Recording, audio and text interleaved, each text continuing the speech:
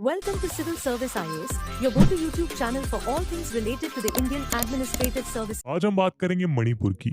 वही मणिपुर जिसे भारत के पहले प्रधानमंत्री लेट पंडित जवाहरलाल नेहरू ने ज्वेल ऑफ इंडिया कह के पुकारा था।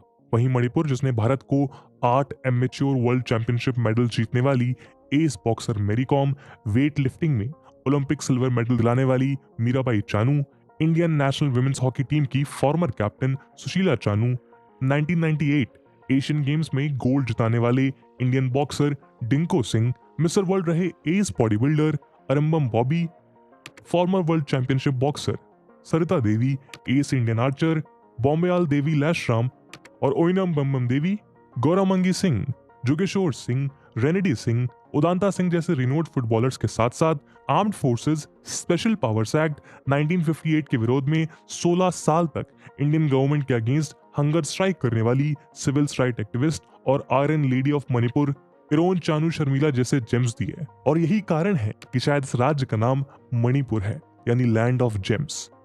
और ज्वेल्स भी ऐसे जो अपनी गोद में 500 साल पुराना world's largest all women Ema market, world's only floating national park Keibul Lamjao, हजारों साल पुराना मार्शल आर्ट थांगता जैसे अनेक जड़ों को संजोए बैठा है। यहाँ तक कि कुछ एक्सपर्ट्स मणिपुर को तो मॉडर्न पोलो का बर्थ प्लेस भी मानते हैं। शायद इसीलिए दुनिया का ओल्डेस्ट लिविंग पोलो ग्राउंड मपल कंगजेबुंग या इम्फाल पोलो ग्राउंड मणिपुर में ही देखने को मिलता है। यही नहीं, 1944 में ब्रिटिश इंडियन आर्मी और जापानीज फोर्सेस के बीच मणिपुर में लड़ी गई बैटल ऑफ इम्फाल ही थी जिसने पूरे सेकेंड वर्ल्ड वॉर के आउटकम को बदल कर रख दिया था। तभी तो भारतीयों के दम पर लड़ी गई इस वॉर को आज तक ब्रिटिश अपनी ग्रेटेस्ट बैटल्स में से एक मानते हैं। मणिपुर को एंशिएंट टेक्स्ट में गंधर्व लोक या लैंड ऑफ गंधर्वास भी कहा जाता है। और अगर हम यहाँ के कल्चर पर गौर करें तो ये बात सही भी मालूम होती है। आफ्टर ऑल, राधा कृष्णा की प्रेम लीला को मनोहर तरीके से प्रस्तुत करने वाली रास लीला भी तो मणिपुर की मिट्टी से ही जन्मी है। यही कारण है कि यहाँ के मणिपुर डांस को इंडियन मिनिस्ट्री ऑफ कल्चर द्वारा भारत के 9 क्लासिकल डांसेस में भी जगह दी गई है। इसी के साथ ही हमें मणिपुर के कलरफुल कल्चर में लाई हराओबा, लुई नगाई, गान नगाई, शिरुई लिली फेस्टिवल और याओसांग जैसे अनेकों कलरफुल और मल्टी एथनिक फेस्टिवल्स भी देखने को मिलते हैं। ऐसे में अगर हम मणिपुर को नजदीक से जानने का प्रयास करें तो हम समझ जाएंगे कि राज्य अपने आप में कितना खास है, क्योंकि मणिपुर अपने आंचल में ऐसे नगीने छिपाकर बैठा है जिन्हें जानने के बाद आप अपने दांतों तले उंगलियां चबा लेंगे। मगर फिर भी बीते कुछ समय से हमारा मणिपुर जल रहा है, वो भी एक ऐसी आग में जो उसके भीतर से ही लगाई गई है। और अब इसी आग में जलते मणिपुर में कुछ ऐसा हुआ जिसने सारी मानव जाति को सर झुकाने के लिए मजबूर कर दिया है, जिसके बाद आज भारत अपनी ही बेटियों से नजरें नहीं मिला पा रहा। और इस सब के बीच भी अगर हो रही है तो सिर्फ राजनीति, जहां मणिपुर के साथ कोई खड़ा नजर नहीं आता। सरकार से लेकर मेन स्ट्रीम मीडिया को भी मणिपुर की याद तब आई जब यहाँ इंसानियत को शर्मसार कर देने वाला ऐसा कुकृत्य सामने आया जिसके बारे में सोचकर भी रूह कांपने लगती है। यही नहीं, आज तो पीएम मोदी भी इस मुद्दे पर मीडिया को संबोधित करते हुए रुआसे से नजर आए। लेकिन इस बीच सेंट्रल और मणिपुर की बीजेपी गवर्नमेंट से भी कुछ कठिन सवाल पूछे जाने की जरूरत है कि आखिर बीते 3 महीने से मणिपुर की स्थिति बद से बदतर क्यों होती जा रही है, जबकि इसी बीच सुप्रीम कोर्ट ने भी इस मामले को लेकर सरकार को कड़े शब्दों में चेतावनी दे दी है। लेकिन इस ऑनगोइंग मणिपुर क्राइसिस के बीच सोचने वाली बात यह भी है कि आज जहां हम सब शायद मणिपुर की बात कर रहे हैं, लेकिन इसके पहले हमने भारत के इस अनमोल नगीने मणिपुर के बारे में जानने की कोशिश कब की थी। तो चलिए आज हम मणिपुर को जरा करीब से जानने की कोशिश करते हैं और साथ ही हम इसके ऑनगोइंग इशू और उसके पीछे के कारणों को भी डिटेल में समझने का प्रयास करेंगे। लेकिन आगे बढ़ने से पहले मैं आपको बता दूं कि इस वीडियो की इंपॉर्टेंस यूपीएससी प्रीलिम्स और मेंस के जीएस2 के गवर्नेंस सेक्शन के लिहाज से काफी इंपॉर्टेंट है। इसके बारे में हम वीडियो के अंत में और भी बात। दोस्तों, अगर हम इतिहास के पन्ने पलटे तो हम पाएंगे कि मणिपुर का इतिहास बहुत पुराना है। कुछ एविडेंसेस से ये पता चलता है कि यूं तो मणिपुर में प्री हिस्टोरिक पीरियड में भी ह्यूमन सेटलमेंट्स मौजूद थे। वहीं मंजिल हजारिका जैसे कुछ स्कॉलर्स का ये भी मानना है कि एंशिएंट टाइम से ही इंडिया, चाइना और दूसरे ईस्टर्न कंट्रीज के बीच के ट्रेड नेटवर्क्स मणिपुर के थ्रू ही ऑपरेट हुआ करते थे, जहां से ट्रेडमैन के साथ साथ पिलग्रिम्स भी भारत आते थे। लेकिन अखंड भारत की रिटन हिस्ट्री में हमें मणिपुर का जिक्र सबसे पहले महाभारत में भी देखने को मिलता है। जी हाँ, वेद व्यास द्वारा लिखी गई महाभारत के अनुसार 5 पांडवों में से एक श्रेष्ठ धनुर्धर अर्जुन की एक पत्नी चित्रांगदा मणिपुर के राजा चित्रवाहना की ही बेटी थी। वहीं मणिपुर की एंशिएंट और मिडिवल हिस्ट्री का डिटेल्ड रिटन डिस्क्रिप्शन हमें चिथरोल कुंबाबा में देखने को मिलता है, जो कि मणिपुर के प्रीडोमिनेंट मेतेई एथनिक ग्रुप के किंग्स का कोर्ट क्रॉनिकल है और इन्हीं ने मणिपुर पर सबसे लंबे समय तक अपना शासन स्थापित किया। इस क्रॉनिकल के अनुसार मणिपुर का पहला मेतेई मोनार्क नोंगडा लाइरेन पखांगबा थे, जो 33 एडी में राजगद्दी पर बैठे। जबकि मेतेई माइथोलॉजी और लोकल फोकलोर्स में पखांगबा को एक प्राइड डोमिनेंट ड्रैगन गॉड की तरह स्टैब्लिश किया जाता है, जिसने पोइरी तोन्स को हराकर मणिपुर में मेतेई रूल स्टैब्लिश किया था। लेकिन मणिपुर की हिस्ट्री और कल्चर में पखांगबा के सिग्निफिकेंस का अंदाजा हम इस बात से लगा सकते हैं कि आगे जाकर मणिपुर के बहुत से मेतेई किंग्स ने राजगद्दी पर बैठने के लिए पखांगबा को एज अ टाइटल यूज किया। हिस्टोरिक लिटरेरी सोर्सेस से हमें यह भी पता चलता है कि अपने इस लंबे इतिहास में मणिपुर अलग अलग नामों से जाना जाता रहा है। कभी इसे तीली कोकटोंग और कभी ये पोइरी लैम के नाम से जाना गया, कभी सना लीपक, कभी मेतेई लीपक या फिर कांग लीपक। बल्कि इसका प्रेजेंट नाम मणिपुर अभी 18th सेंचुरी में मेतेई रूलर मेडिंग पामहेबा के रूल के दौरान ही अडॉप्ट किया गया है। असल में 18th सेंचुरी में सिलेट से हिंदू प्रीस्ट मणिपुर में गौड़ीय वैष्णविज्म का प्रसार करने आए। ये सभी प्रीस्ट शांतिदास अधिकारी और उनके एसोसिएट गुरु गोपाल दास के नेतृत्व में यहाँ आए थे, जिसके बाद उन्होंने 1710 में मेतेई किंग पामहेबा को ओल्ड मेतेई रिलीजन को छोड़कर वैष्णवाइट हिंदुइज्म में सक्सेसफुली कन्वर्ट कर लिया और इसी के बाद 1717 में पामहेबा ने ही अपना नाम पर्शियन लैंग्वेज में गर्ब नवाज रख लिया और हिंदुइज्म को स्टेट रीजन घोषित कर दिया। इसके ठीक बाद 1724 में उन्होंने अपने किंगडम का नाम बदलकर संस्कृत में मणिपुर कर दिया। इसके बाद से ही मणिपुर की प्रीडोमिनेंट मेतेई कम्युनिटी से ज्यादातर लोग हिंदुइज्म को फॉलो करते हैं। अपने इतने लंबे इतिहास में मणिपुर के चाइना, बर्मा, अहोम और बंगाल के किंगडम से ever changing diplomatic relations, marriage alliances और वॉर्स कॉन्स्टेंटली बनते बिगड़ते रहे, लेकिन सबके बीच भी मणिपुर ने अपनी सोवर्निटी लगभग 3 मिलेनियम्स तक बनाए रखी।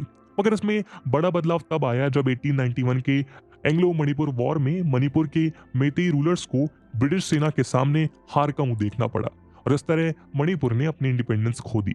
मगर जब 1947 में भारत आजाद हुआ तो उसके साथ साथ मणिपुर प्रिंसली स्टेट को भी अपने भविष्य का फैसला करने की स्वच्छंदता मिली।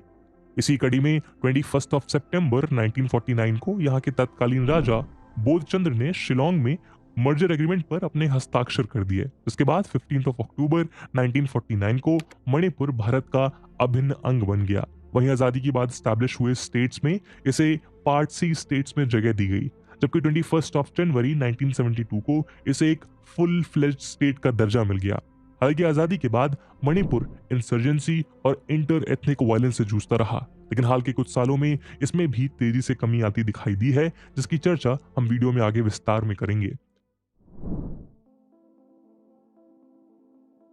दोस्तों, मणिपुर के ऑफिशियल स्टेट सॉन्ग के अनुसार मणिपुर सना लैबक है। यहाँ के मेतेई भाषा में इसका मतलब गोल्डन लैंड होता है, क्योंकि नॉर्थ में नागालैंड, साउथ में मिजोरम, वेस्ट में असम और ईस्ट में म्यांमार से भारत के बॉर्डर पर स्थित मणिपुर की प्राकृतिक सुंदरता को देखकर इसके पीछे का कारण समझना मुश्किल नहीं है।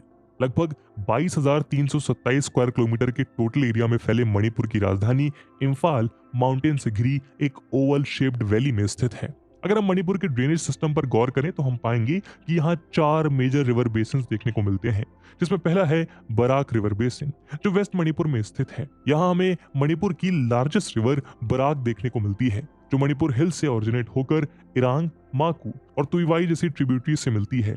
इसके बाद ये असम से मणिपुर का बॉर्डर बनाते हुए कछार असम की ओर बढ़ते हुए मेघना रिवर में मिल जाती है। मणिपुर का दूसरा river basin Manipur river central Manipur में देखने को मिलता है। इसमें मणिपुर, इम्फाल, इरिल, नाम्बुल, सेकमाई, चकपी, थोबाल और खुगा ये 8 मेजर रिवर्स देखने को मिलती हैं। ये सभी रिवर्स मणिपुर के सराउंडिंग हिल्स से ही ओरिजिनेट होती हैं। इसके बाद मणिपुर का तीसरा रिवर बेसिन ईस्ट मणिपुर में यू रिवर बेसिन के रूप में और fourth river basin Lania river basin के एक पोर्शन के रूप में नॉर्थ मणिपुर में देखने को मिलता है। वहीं अगर हम मणिपुर के फिजिकल फीचर्स की बात करें तो यहाँ हमें बेसिकली 2 डिस्टिंक्ट फिजिकल लैंडफॉर्म्स देखने को मिलते हैं, जिसमें पहला है सराउंडिंग रग्ड हिल्स और दूसरा है वैली, जिसमें हमें फ्लैट प्लेन्स भी देखने को मिलते हैं। अगर हम मणिपुर के सराउंडिंग हिल्स की बात करें तो हमें यहाँ नॉर्थ में Naga hills, eastern Myanmar border पर ईस्ट मणिपुर हिल्स, साउथ में मिजो और चिन हिल्स और वेस्ट में वेस्ट मणिपुर हिल्स देखने को मिलते हैं। इन दोनों ही लैंडफॉर्म्स में डिस्टिंक्ट फिजिकल फीचर्स और फ्लोरा फौना देखने को मिलता है। उदाहरण के लिए जहां एक और वैलीज में टेम्परेट क्लाइमेट देखने को मिलता है, वहीं हिल्स में कोल्ड। यही नहीं, जहां एक और हिल एरिया में हमें रेड फेर्ग्यूनियस सॉइल देखने को मिलती है, तो वहीं दूसरी ओर वैली और सेंट्रल प्लेन्स में हमें एलुवियल सॉइल देखने को मिलती है। इसके अलावा मणिपुर की लोकताक लेक यहाँ के सेंट्रल प्लेन का एक इंपॉर्टेंट फीचर है। ये लेक एक फ्रेश वाटर लेक है जो यहाँ की मणिपुर रिवर और उसकी ट्रिब्यूटरीज के डिस्चार्ज से फेड है। यही कारण है कि इस लेक का साइज सीजन के अकॉर्डिंग बढ़ता रहता है। लोकताक लेक अपनी फुमदी के लिए जानी जाती है। ये फुमदी वेजिटेशन, सॉइल और ऑर्गेनिक मैटर का एक हेट्रोजेनस मास है जो पानी के ऊपर तैरता है, जो देखने में एक फ्लोटिंग आइलैंड की तरह दिखता है और केवल लोकताक लेक में ही पाया जाता है। सदियों से लोकताक लेक में मिलने वाले इन फ्लोटिंग आइलैंड पर यहाँ के फिशरमैन अपने हट्स भी बनाते हैं, लेकिन बीते सालों में इनके बढ़ते कमर्शियल एक्सप्लॉयटेशन के चलते सरकार अब इस तरह के कंस्ट्रक्शंस पर रोक लगा रही है। लोकताक लेक की इन्हीं फुमडीज में हमें world's largest floating park Keibul Lamjao देखने को मिलता है, जो कि खासतौर पर इंडेंजर्ड एल्ड्स डियर की एक सब स्पीसीज जिसे लोकल मेती डायलेक्ट में संघाई कहा जाता है, उसको प्रिजर्व करने के लिए स्टैब्लिश किया गया है। केबुल लामजाओ नेशनल पार्क इस स्पीसीज का लास्ट नेचुरल रिफ्यूज है और इसीलिए संगाई को मणिपुर का स्टेट एनिमल भी डिक्लेयर किया गया है। वहीं अगर हम मणिपुर के फॉरेस्ट कवर की ओर गौर करें तो हम पाएंगे कि इस स्टेट का 74% से ज्यादा एरिया फॉरेस्ट कवर के अंडर है। ऐसे में आपके मन में सवाल उठ रहा होगा कि फिर मणिपुर की इकोनॉमी काम कैसे करती है। तो चलिए अब हम मणिपुर की इकोनॉमी के बारे में भी चर्चा कर लेते हैं।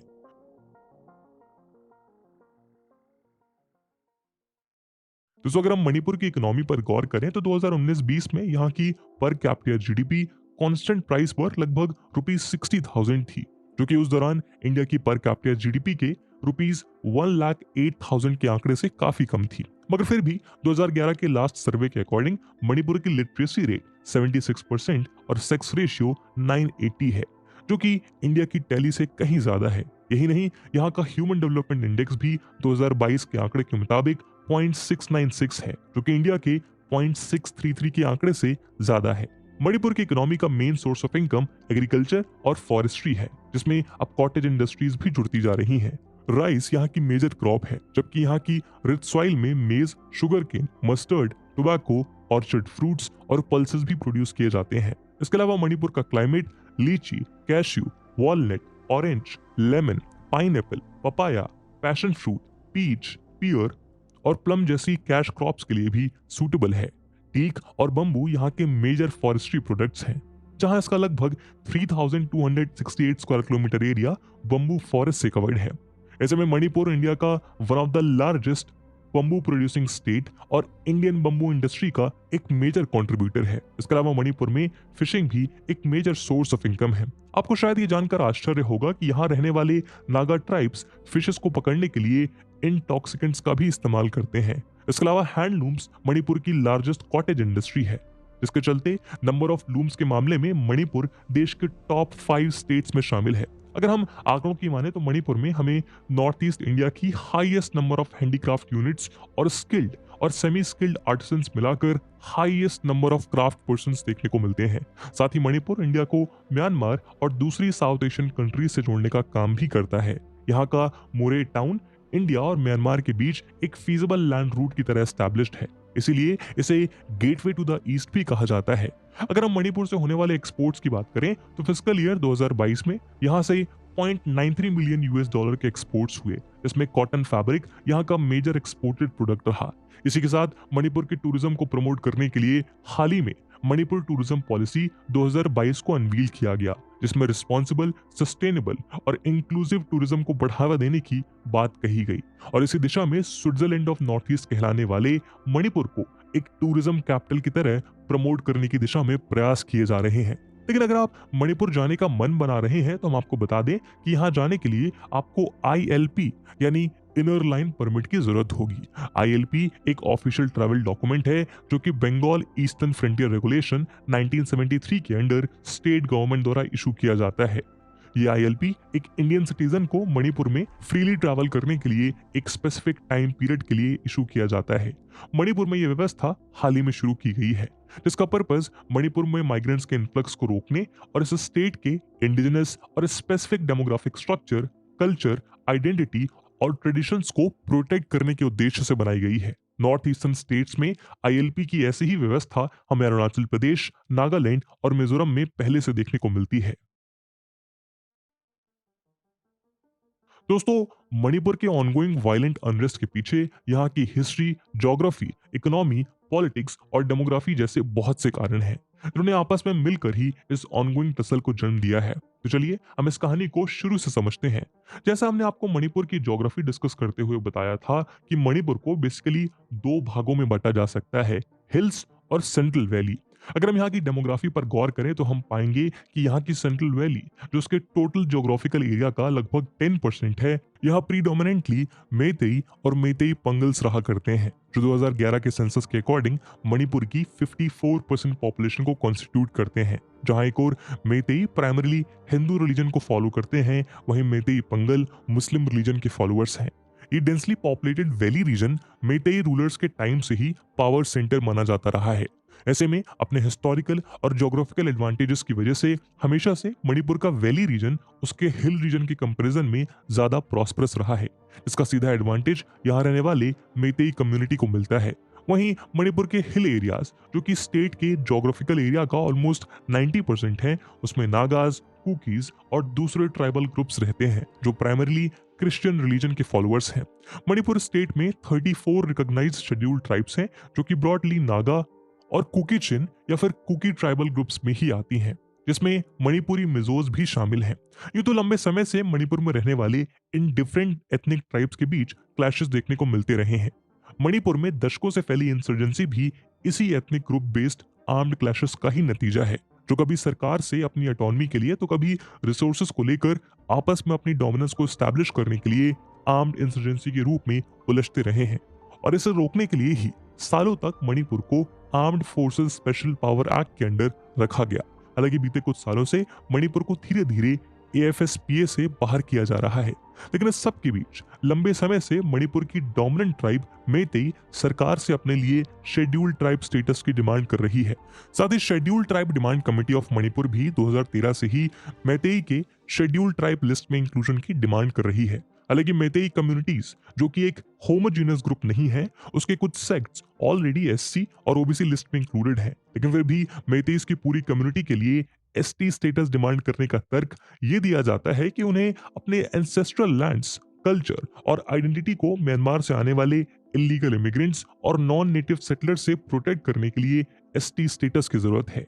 मेतेई एक्टिविस्ट का क्लेम है कि इंडियन इंडिपेंडेंस के दौरान मणिपुर प्रिंसली स्टेट के यूनियन ऑफ इंडिया में मर्जर के पहले कॉलोनियल गवर्नमेंट ने मेतेई कम्युनिटी को एज अ ट्राइब ही लिस्ट किया था, लेकिन 1950s में इंडियन गवर्नमेंट द्वारा बनाए गए नए फ्रेमवर्क में इस कम्युनिटी को ट्राइबल स्टेटस प्रोवाइड नहीं किया गया।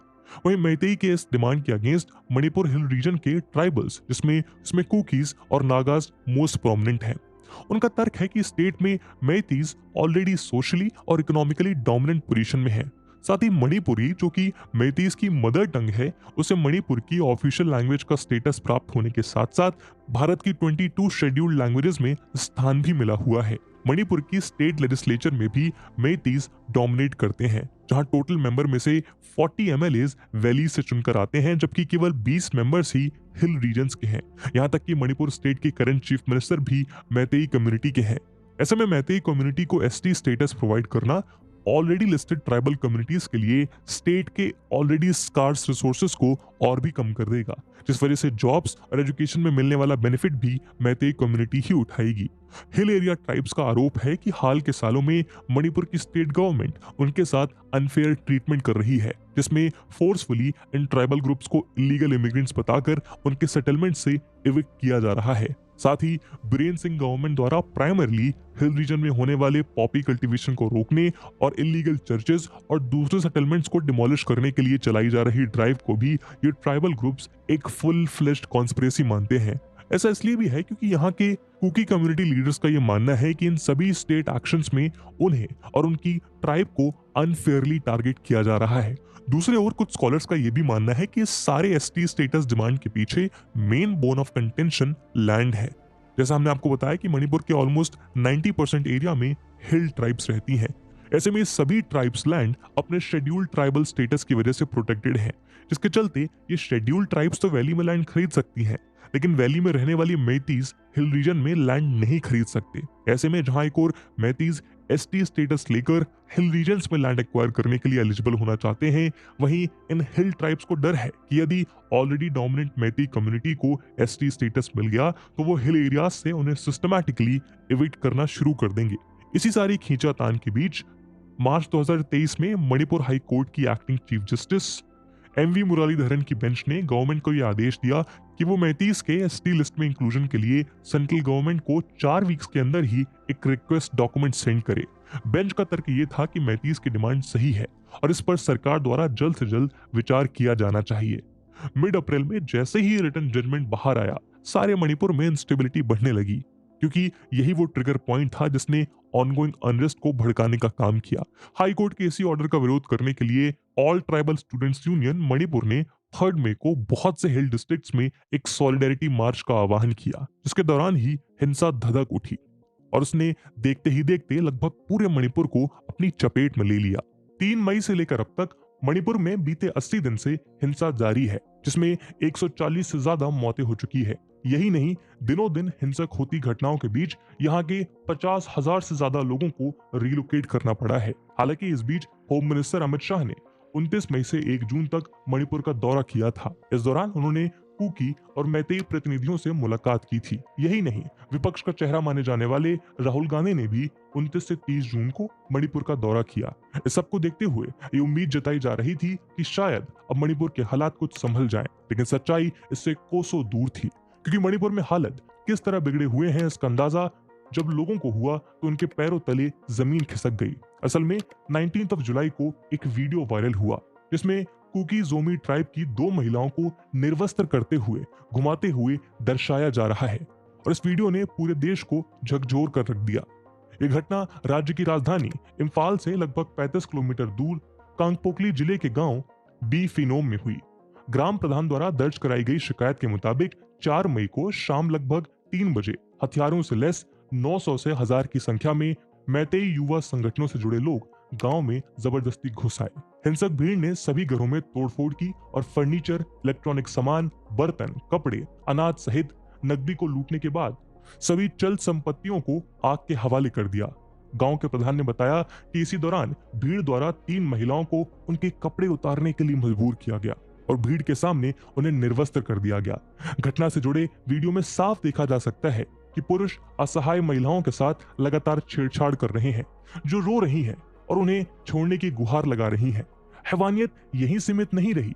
एक 21 साल की लड़की का दिन दहाड़े बेरहमी से सामूहिक दुष्कर्म किया गया। जब 19 वर्षीय छोटे भाई ने अपनी बहन की अस्मिता और जान को बचाने की कोशिश की तो भीड़ में शामिल लोगों ने उसकी मौके पर हत्या कर दी। हालांकि ये घटना 4 मई की है, लेकिन ताजुब की बात यह है कि इसमें एफआईआर 1.5 महीने बाद 21 जून को दर्ज हुई, जबकि इस मामले में पहले आरोपी 32 वर्षीय हुईरेम हेरोदास मैतेई की गिरफ्तारी इस वीडियो के वायरल होने के बाद 20 जुलाई को हुई, जो ये दिखाता है कि मणिपुर में अराजकता और प्रशासन की नपुंसकता की क्या स्थिति है। यही नहीं, इस पूरे मामले में पुलिस की भूमिका भी संदिग्ध बताई जा रही है। हालांकि इस मामले के प्रकाश में आने के बाद ही पीएम मोदी का भी स्टेटमेंट सामने आया, जहां उन्होंने ये भरोसा दिलाया है कि किसी भी दोषी को बख्शा नहीं जाएगा, जबकि होम मिनिस्टर अमित शाह ने भी सीएम बीरेंद्र सिंह को सख्त एक्शन लेने के निर्देश जारी किए हैं। तो वहीं दूसरी ओर विपक्ष ने मणिपुर इशू पर पीएम मोदी की लंबी चुप्पी पर सवाल खड़े किए हैं। यही नहीं, ऑपोजिशन ने मॉनसून सेशन में मणिपुर इशू डिस्कस करने की भी डिमांड रखी है। मगर इस वाद विवाद के बीच इस बात में कोई दो राय नहीं है कि सेंट्रल और स्टेट गवर्नमेंट से मणिपुर की समस्या को सुलझाने में भारी भूल हुई है। प्रशासन की ओर से जो चुस्ती और फुर्ती आज दिखाई जा रही है, उसे पहले दिखाई जाने की जरूरत थी। और कहीं ना कहीं इसी का ये नतीजा है कि आज भारत का ज्वेल अपने सबसे मुश्किल दौर से गुजर रहा है, जिसे जल्द से जल्द स्थिर किए जाने की जरूरत है। और इस संकट की घड़ी में हम सबकी प्रार्थनाएं मणिपुर के साथ हैं। इस मुद्दे पे आपका क्या ओपिनियन है? आपके हिसाब से वो कौन से मेजर्स हैं जो गवर्नमेंट द्वारा लिए जा सकते हैं ताकि हिली एरिया की पॉपुलेशन और वैली की पॉपुलेशन दोनों में बैलेंस को बनाया जा सके? By subscribing to our channel, you'll gain access to a wealth of engaging videos that aim to educate and inspire.